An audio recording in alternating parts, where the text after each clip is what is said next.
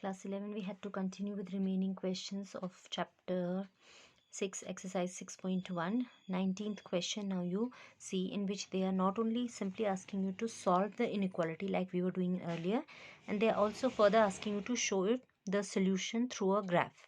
Okay, so that's additional. Rest we have already practiced here. Alright, so if that is your inequality, then this 3 distributed inside, this becomes 3 minus 3x, and that 2 distributed inside, 2x plus 8.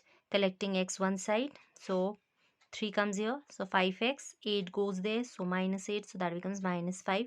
Then we'll divide by 5 throughout, and this time it's plus. Okay, so the sign will remain as it is. Towards x we'll have greater than sign.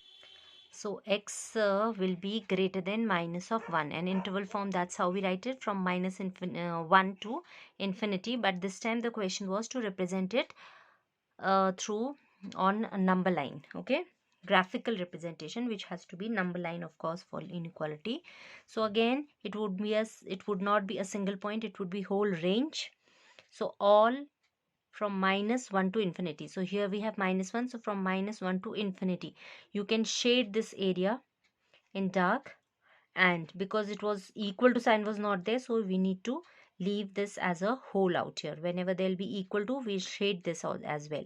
Means minus 1 also included, but in this case minus 1 is not included, so you have to leave this as an empty hole. So this forms your solution set, graphical representation of solution set. Now see for the 20th one, again this was your inequality, so you'll have to take LCM first. This will increase 5 times, this will increase minus 3 times, distributing inside. You all know how to solve this, right?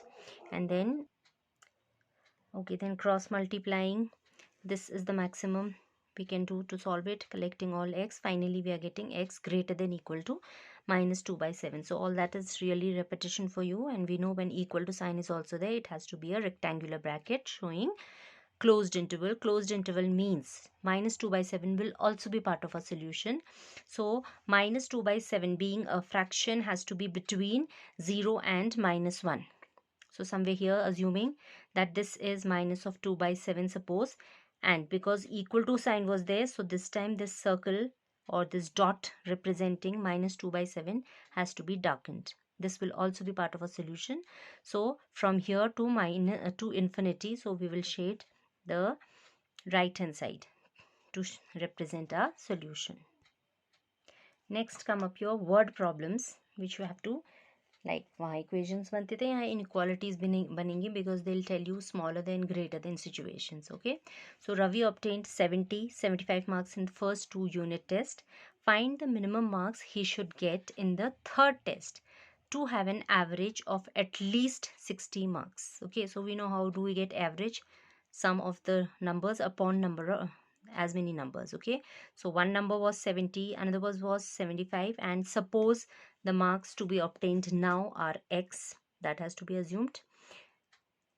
Then sum of these upon 3, this will give you the average, and this average has to be at least 60. At least, when this word at least comes, means this is the minimum value. 60 is its minimum value. It can be anything more, but not less than this. At least 60, this is the least value. Okay, so smallest. So whatever is your average, its smallest value is 60, means this average should be greater than equal to 60.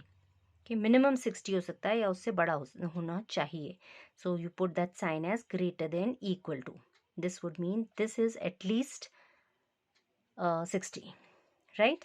But Bunky working is the same. You'll have to add the numbers here, which gives you 145, and then cross multiplying this 3 the other side, this becomes 180. So 180 minus 145, so we are getting x is greater than equal to 35.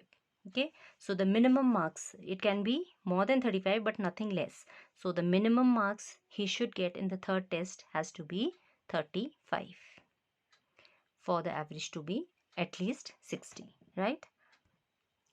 Now for the 23rd one, what has been said, that we have find all pairs of consecutive odd positive integers, both of which are smaller than 10 and such that their sum should be more than 11. Okay, so odd positive integers.